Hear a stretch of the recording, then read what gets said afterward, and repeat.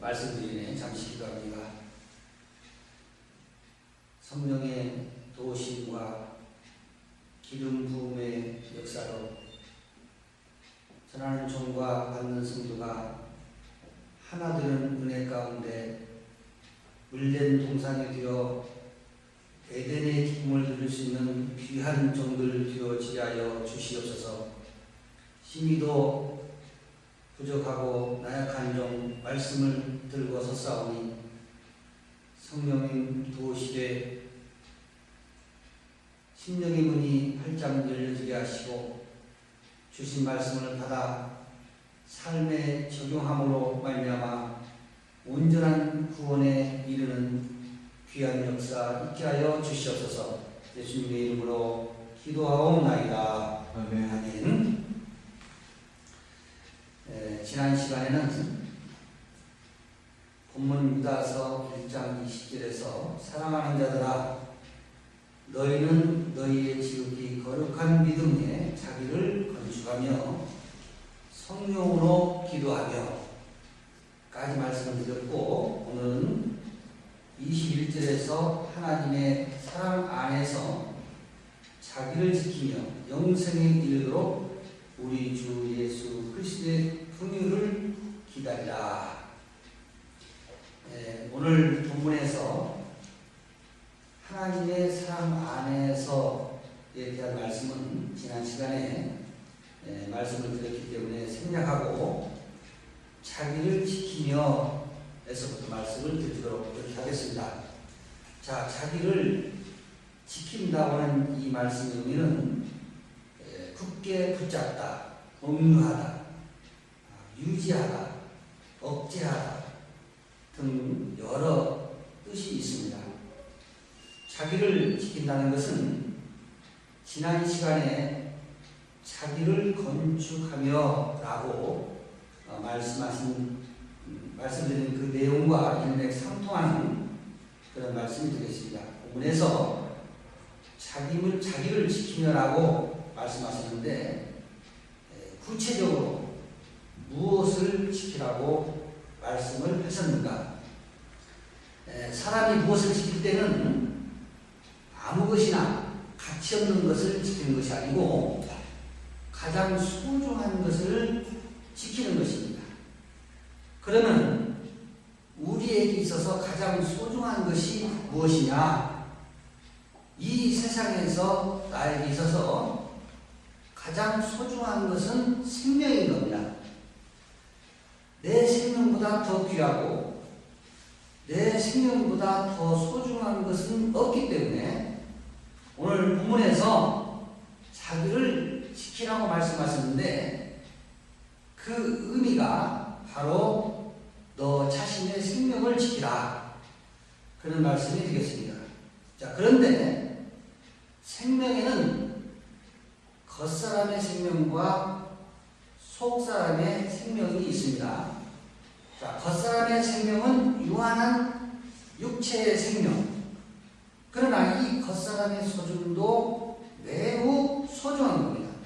그러나 속사람의 생명은 영원한 생명으로서 겉사람의 생명도 소중하지만 속사람의 생명은 더 소중하더라. 그래서 영원한 속사람의 생명을 지키려면 첫째로 믿음을 지켜야 합니다.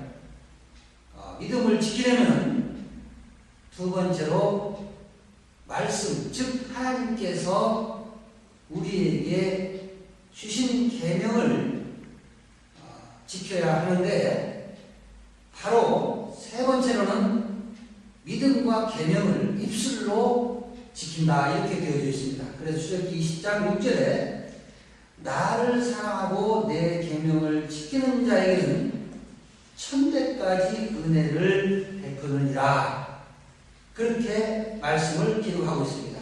여기에서 내 계명을 이 계명은 바로 법령, 신의 명령, 권위, 정해진 규정 이런 의미들이 있는데 바로 하나님의 말씀을 우리에게 계명으로 주셨는데 이 계명은 바로 바로 정해진 규정이더라. 그러니까 하나님 말씀은 코에다 그러면 코걸이고 귀어라 그러면 귀걸이가 아니라 말씀의 단어 하나하나에 정해진 규정들이 있다. 그러므로 이 정해진 규정은 사람이 손을 댈 수가 없고 사람이 바꾸거나 더하거나 뺄 수 없다고 하는 의미가 되겠는데, 바로 이 계명을 지키는 것은 바로 보존하다, 주시하다, 신중하다 이런 의미가 있는데, 바로 하나님께서 우리에게 주신 말씀의 계명은 정해진 규정으로 요동할 수 없는 말씀이기 때문에 이 말씀을 우리는 보존하고 그 말씀을 주시하고 신중하게 바로 이 말씀을 접근해야 됩니다. 그런데 이렇게 내 계명을 지키는 자에게는 천대까지 은혜를 베푸느니라 그랬습니다. 천대까지 은혜를 베푼다고 하니까 저 위에 할아버지부터 또 손자 또 증손자 이렇게 해서 한 대, 두 대 해서 천대까지 우리는 이렇게 알고 있습니다. 문자가 그렇게 되어져 있기 때문에. 그런데 성경에서 말씀하고 있는 이 천은 무엇을 말하자면 배우다, 가르치다. 그러니까 하루가 천년 같고 천년이 하루 같다고 하는 이 말씀도 천국에 가면 천국이 하루가 천년 같고 천년이 하루 같다. 물질계의 하루와 물질계의 천년으로 보는데 바로 거기에서 천년도 배우다, 가르치다. 그래서 배워서 알아야 통치할 수 있다 그런 의미입니다. 여기 천년이 무엇을 통치하냐면 우리가 잘 아는 대로 내 속에 있는 자를 바로 배우고 가르침을 받을 때 통치한다 그런 의미입니다. 그런데 우리 개혁 성경에 이렇게 천대까지 은혜를 베푸리라고 말씀을 기록하고 있기 때문에 이 의미가 앞에서 말씀드린 정해진 규정, 이 천대가 배우고 가르친다고 하는 의미다. 또한 마태복음 10장 17절에서는 계명들을 지키라고 말씀하셨는데 예수께서 가라사대 어찌하여 선한 일을 내게 묻느냐. 선한 일은 오직 한 분이시니라. 내가 생명에 들어가려면 계명들을 지키라. 생명에 들어가려면 계명들을 지키라. 그러니까 앞에서 무엇을 지키라고 말씀하셨냐면 자기를 지키라고 말씀하셨는데, 자기의 무엇을 지키라고 말씀하셨냐면 바로 생명에 들어가려면 계명들을 지키라고 말씀하셨기 때문에 바로 생명을 지키라 그런 의미입니다. 그래서 이 생명이라고 하면 호흡, 목숨, 마음, 영혼, 영 이런 의미가 있는데 바로 옛 생명은 죽고 그리스도의 사상으로 다시 거듭난 생명을 말합니다. 죽고 다시 태어난 생명, 값을 치르고 얻은 생명으로 이 생명은 신선한 물에서 살아있다 이렇게 되어 있습니다. 자, 그러면 물 하면 물질계의 물이 있고 정신계의 물이 있습니다. 저는 보이는 이 물질계의 물에 대해서는 잘 모르지만 제가 텔레비전에서 들으니까 이 물이 13종류의 물이 있다 그렇게 말하는 것을 제가 들었는데 거기에 대해서는 저는 잘 모르니까 말할 수 없고, 정신계의 물은 무엇을 말하냐면 하나님의 교훈을 의미합니다. 그래서 이 정신계의 물은 진리의 물로서 살아있는 생수를 말합니다. 다시 말하면 신선한 물을 말하는데 이 물을 마시면 바로 건강하게 되고 이 이 물을 마시면 생명을 얻게 되는 그러한 물입니다. 그런데 생수만 있으면 좋은데 폐수, 썩은 물도 있더라. 이 폐수를 마시면 바로 죽을 수밖에 없고, 또 폐수만 있는 것이 아니라 혼합된 물도 있더라. 이 혼합된 물이라고 하는 것은 진리와 비진리가 혼합된 것을 말합니다. 강단에서는 진리만 선포되어야 되는데 진리와 비진리를 혼합해서 선포하더라, 그런 말이에요. 그러면 이 혼합된 물을 마시게 되면 병들게 되고 나중에는 죽게 되더라. 그러니까 우리는 죽고 다시 태어난 이 생명이 신선한 물에서만 존재하는데, 요즘에 사람들이 물에 대한 관심이 엄청 많습니다. 몇 년 전만 해도 물이 기름보다 더 비싸다. 실제로 비쌌는데 지금은 기름값이 너무 많이 올라가지고 물이 훨씬 싸지만, 바로 어쨌든 이 물에 대한 관심이 엄청나게 많고, 건강을 말하는 곳에 가면 어디를 가든지 물을 많이 마셔라. 그래서 하루에 몇 리터는 마셔야 된다. 물만 마시면 건강하게 오래오래 살 수 있다. 이렇게 말합니다.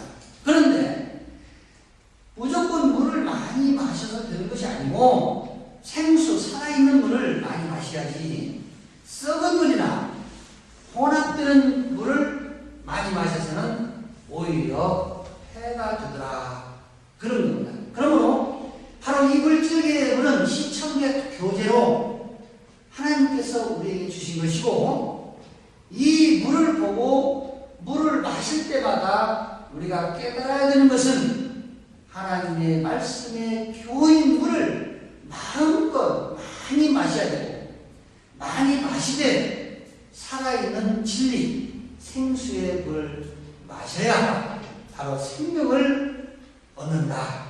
그래서 내가 생명에 들어가려면 계명들을 지켜라, 이렇게 말씀하셨고, 또 누가복음 11장 28절에서는 예수께서 가라사대 오히려 하나님의 말씀을 듣고 지키는 자는 복이 있느니라.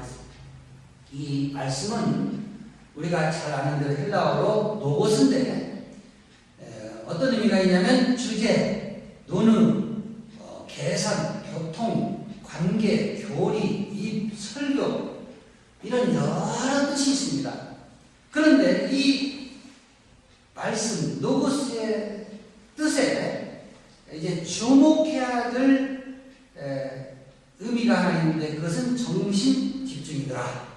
그러니까 학교에서 학생이 공부를 잘하는 것은 선생님이 하시는 말씀에 정신을 집중하면 공부를 잘할 수 있는 것처럼, 바로 하나님의 말씀에도 정신 집중을 해야 바로 말씀을 바로 깨달을 수 있다. 그런데 이 말씀이라고 하는 이 단어는 어떤 의미가 있냐면 또 정돈된 것, 이런 의미입니다. 자, 정돈된 것이라는 의미는, 정돈이 되기 위해서는 나의 자아가 철저하게 파괴되고 폐허가 된 상태에서 정돈되어지는 것입니다. 그러니까 하나님의 말씀으로 나의 자아가 파괴되고 폐허된 후에 정돈되지 아니하면 하나님의 말씀은 하나님의 말씀이되 나에게 있어서 하나님의 말씀이 아니다. 하나님의 말씀은 크시고 위대하신 우주 만물을 창조하신 말씀이에요. 그런데 그 말씀이 나에게 말씀이 되려면 파괴되고 폐허가 되고 정돈되었을 때 말씀이다. 예를 들어서 은행에 가면 창고 안에 이렇게 돈다발이 쌓여 있습니다. 그게 뭐냐면 돈이에요. 돈 아니라고 누구도 부인을 합니다. 돈입니다. 그런데 돈은 돈인데 나에게 있어서는 돈이 아니에요. 왜 돈이 아니냐면 내 돈이 아니기 때문에 돈이 아니에요. 그런데 내 주머니에 1,000원짜리 한 장이 들어있다고 했을 때 그것은 돈이에요. 왜냐하면 내 돈이니까. 그러니까 하나님 말씀이 아무리 위대하다고 할지라도 그 말씀에 의해서 정돈되지 않으면 말씀이 말씀되지 못하더라. 그러니까 말씀이 말씀드리면 정돈되어져야 되는데 바로 무지, 세상적 요소, 어두움, 죄성, 짐승의 속성이 철저하게 파괴되고 정돈될 때 말씀이 말씀되더라.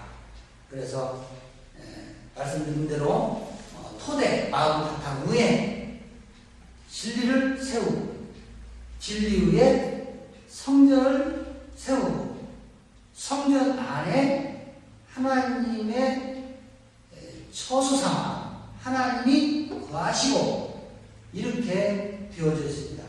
바로 이 토대 위의 마음 바탕은 무질서한 상태인데 진리가 들어옴으로 인해서 무질서한 나의 정신 상태가 파괴되고 폐허가 되고 정돈된 후에 그 위에 성전을 건축하고 하나님이 거하시도록 하신다고 하는 그런 의미예요. 그런데 여기에서 말씀을 듣고 지키는 자는 복이 있느니라 그랬습니다. 성경에는 복이 두 단어밖에 없다 이렇게 말씀드렸어요. 하나는 말씀의 전수의 복이고 하나는 바르게 사는 복. 그런데 지금 이 복에 대해서 신년 축복, 성회, 그리고 하나님의 축복, 하나님의 복. 그런데 그 복을 물질계에 초점을 맞춰서 육신이 살아가는 동안에 풍요를 누릴 수 있는 복으로 지금 오해되어져 있더라. 그런데 그러한 것들은 아무리 많이 얻어서도 이 생명이 끝남으로 끝나는 겁니다. 그러므로 바로 말씀의 전수의 복과 바르게 사는 복은 영원한 그날까지 이어지는 복인데 말씀의 전수의 복은 하나님의 말씀이 그리스도 예수에게 전수되고 그리스도 예수의 말씀이 사도들에게 전수되고 사도들에게 전수된 말씀이 오늘날 종들에게 전수되고 오늘날 종들에게 전수된 말씀이 성도들에게 전수되고 성도들에게 전수된 말씀이 불신자들에게 전수되어지는 그 전수를 말하는데 지금 말씀드리고 싶은 것은 사도들에게까지 전수된 말씀은 진리 그대로 사실 그대로 하나님의 의도 그대로 전수되었는데 종시대부터는 그 말씀들이 너무 왜곡되어져 있더라. 그 다음에 바르게 사는 부분 누가복음 8장 11절에서 씨는 하나님의 말씀이요. 이것을 영적으로 말하면 남자가 여자에게 말씀의 씨, 복음의 씨를 주는 것이 바르게 사는 복이고 이것을 적용한다면 그리스도인들이 불신자 세상에 나가서 복음을 전하는 것이 바로 바르게 사는 복이더라. 그러니까 복음 전파의 삶이 바르게 사는 복이더라. 그래서 성경에는 말씀의 전수의 복과 바르게 사는 복이 있는데 이사야 3장 10절에 보니까 의인에게 복이 있으리라 그랬어요. 그런데 우리 성경에 바로 의인에게 복이 있으리라. 이 복은 히브리어로 말하면 토브인데 선하다, 잘되다, 선을 행하다, 선하게 되다, 기쁘게 하다, 아름답다. 바로 구별하는 지혜를 말하는데 또 요한 3서 1장 2절에는 내 영혼이 잘됨같이 이 잘됨을 바로 토부, 그러니까 이사야 3장 10절에서는 복이 있으리라 복이라고 번역을 하고 있고, 요한 3서 1장 2절에서는 잘됨같이라고 번역이 되어져 있는데, 성경에는 복이 두 가지뿐이지만 하나 첨부시키고 싶은 것이 있는데, 바로 잘되는 복, 구별할 수 있는 지혜의 복이 우리에게 주어져서 바로 육체가 누리는 귀족의 복을 우리가 받아야 되겠다, 그런 의미입니다. 또한 이제 잠언 13장 3절에 입을 지키는 자는 그 생명을 보존하나, 그리고 잠언서 57장 19절에서는 입술에 열매를 짓는다 여호와가 말하노라. 자신을 지키는 것은 믿음을 지키는 것이고, 믿음을 지키는 것은 말씀을 지키는 것이고, 말씀을 지키는 것은 계명을 지키는 것이고, 계명을 지키는 것은 하나님의 명령을 지키는 것인데, 이 하나님의 명령은 입으로 지켜 입술에 열매를 맺을 때 생명을 지키게 된다. 그러니까 우리는 말이 얼마나 소중한가. 그래서 말 한마디로 천리한 뜻을 갖는다. 그리고 입술로, 말로 사람을 죽이기도 하고 살리기도 하고, 입으로, 말로 사람을 기쁘게도 하고 짜증나게 괴롭게도 하고, 그러니까 바로 입술에 열매를 맺는 것이 생명을 지키는 것이다. 그러면 오늘 본문 하반절에서 자기를 지키며 영생에 이르도록 우리 주 예수 그리스도의 긍휼을 기다리라. 여기서 우리 주 예수 그리스도의 긍휼에 대해서는 생략하고 자기를 지키며 영생에 이르도록, 이 영생에 대해서 말씀드리면 바로 살다 생기 있는, 살아있는 생명, 호흡, 이런 의미가 있습니다. 배운 대로 히브리 알파벳에는 해라고 하는 알파벳 철자가 있는데, 거기는 숨구멍, 그래서 호흡이다, 그렇죠? 배웠죠? 근데 그 호흡은 기도다. 그걸 저는 부인하고 싶은 생각은 전혀 없습니다. 기도가 바로 우리의 생명을 유지해 주는데, 그 생명이 지난 시간에 이제 그 실체의 기도와 화상의 기도에 대해서 말씀을 드렸습니다만은, 성령 기도하며라고 말씀하신 대목에 가서 그런 기도를 말하는 것이 아니고, 지난 시간에 말씀드린 계시록 8장 3절, 5장 8절에서 기도는 향이더라. 그러니까 24시간 예루살렘 성전의 향단, 어떤 데서는 향로가 피어 오르는데, 바로 계속해서 피어 오르는 것을 호흡, 이렇게 부르는데, 저는 이 호흡을 그보다 더 좀 구체적으로 가깝게, 호흡은 내 생각을 품어내고 그리스도의 사성을 들어 마시는 것이 호흡이다. 그래서 왜 우리에게 콧구멍이 둘인가? 이상한 표현이 되겠습니다만은, 왼쪽 콧구멍은 내 생각을 품어내고, 오른쪽 콧구멍은 그리스도 사랑을 들어 마시고, 바로 영생에 이른다고 하는 이 의미가 호흡이라고 하는 의미인데, 바로 이런 의미가 있다. 그래서 이 영생도 자아가 죽고 그리스도의 사상으로 태어난 생명으로 영원한 생명이더라. 자, 결론으로 이제 요한계시록 16장 15절에서 보라, 내가 도적같이 오리니 누구든지 자기 옷을 지켜 벌거벗고 다니지 아니하며 자기의 부끄러움을 보지 아니하는 자는 복이 있도다. 여기서 도적같이 오리니, 죄인 예수가 도둑이 예고하고 오지 않는 것처럼, 엊그저께도 보니까 어디선가 2분 만에 한 억대의 비금속을 털어갔더라고요. 그렇게 도적같이 와서 훔쳐간다 이렇게 성경이 기록되어 있어요. 그러니까 그렇게 볼 수밖에 없어요. 저도 옛날에 그렇게만 봤어요. 그런데 여기서 도적같이라고 하는 것은 훔치다, 되새김질하다, 말씀, 복음인 떡을 훔쳐서 먹고 먹은 그 떡을 계속해서 되새김질하는 것을 말합니다.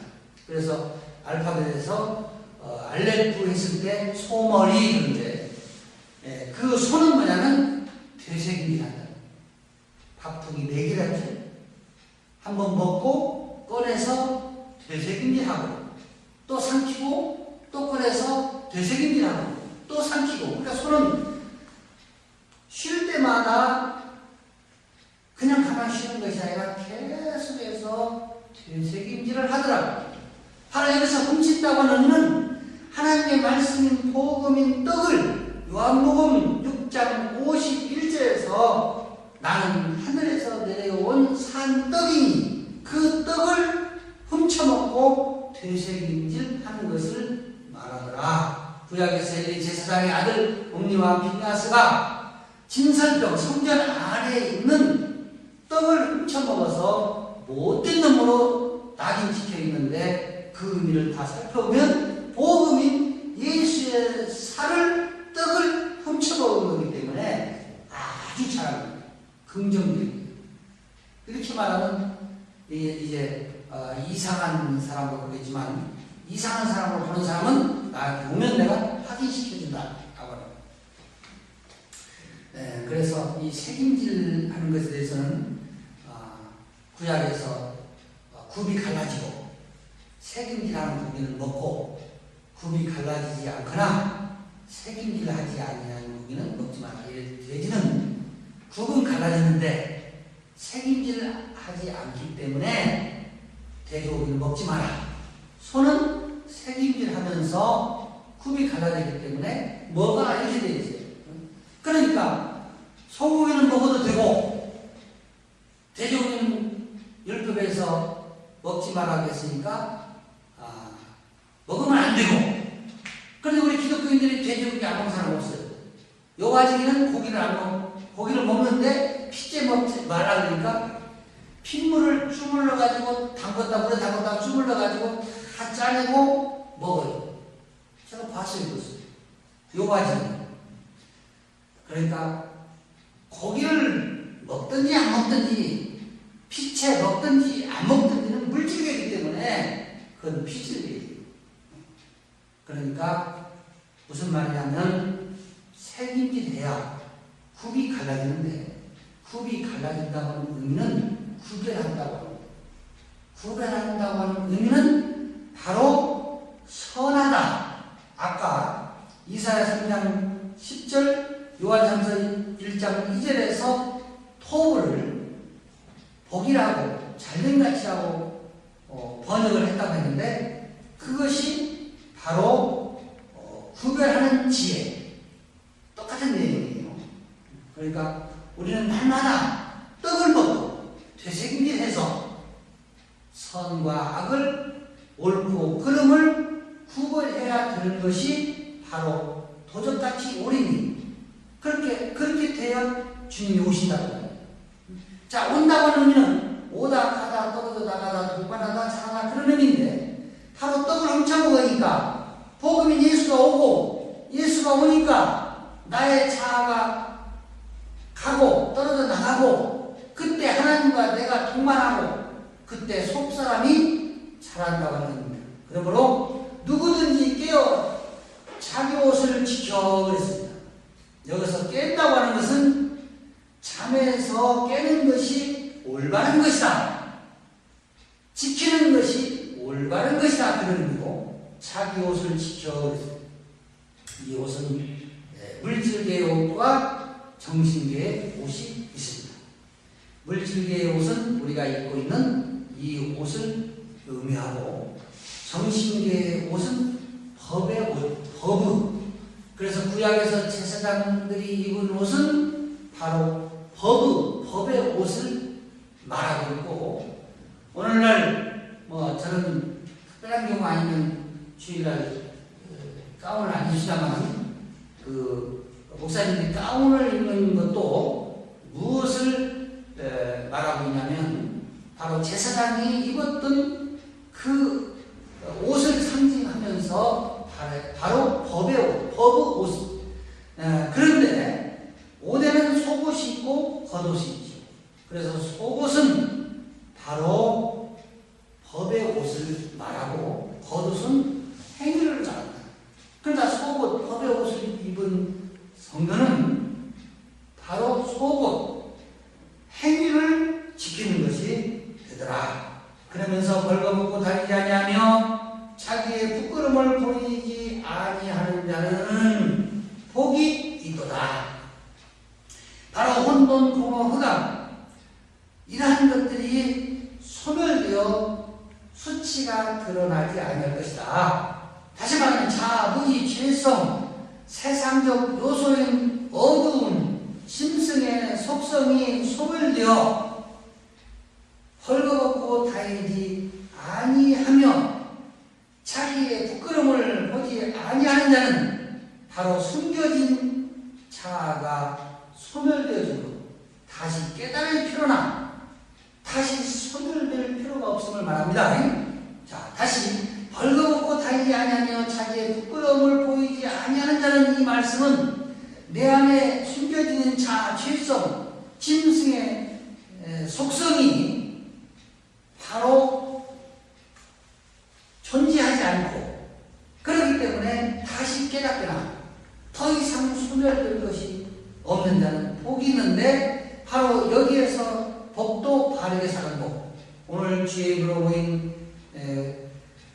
우리는 말씀을 받은 저와 사랑하는 성도 여러분들은 자기를 건축하며 자신을 지켜 벌거벗고 다니지 아니하므로 부끄러움을 보이지 않는 삶을 살아야 할 것입니다. 오늘 우리에게 주신 말씀 안에서 누아엘로이 성령의 도우심과 기름 부음으로 깨닫는 은혜 가운데 말씀 안에서 머물러 있는 거룩한 믿음에 자기를 건축하며 자신을 지켜 벌거벗고 다니지 아니하므로 생명을 얻어 영육간에 누리는 복이 있어지시기를 기도합니다.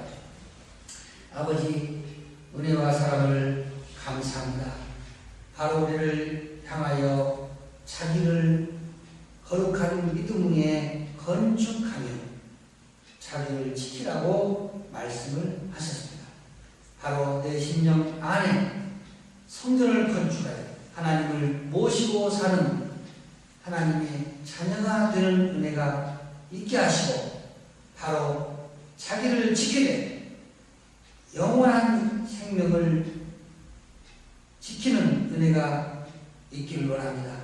이 영원한 생명을 지키는 것은 믿음을 지키는 것이고, 믿음을 지키는 것은 말씀, 즉 계명을 지키는 것이고, 계명을 지키는 것은 하나님의 명령을 지키는 것이고, 하나님의 명령을 지키는 것은 입술로 지키며 입술에 열매를 맺는 것으로 우리에게 말씀하셨습니다.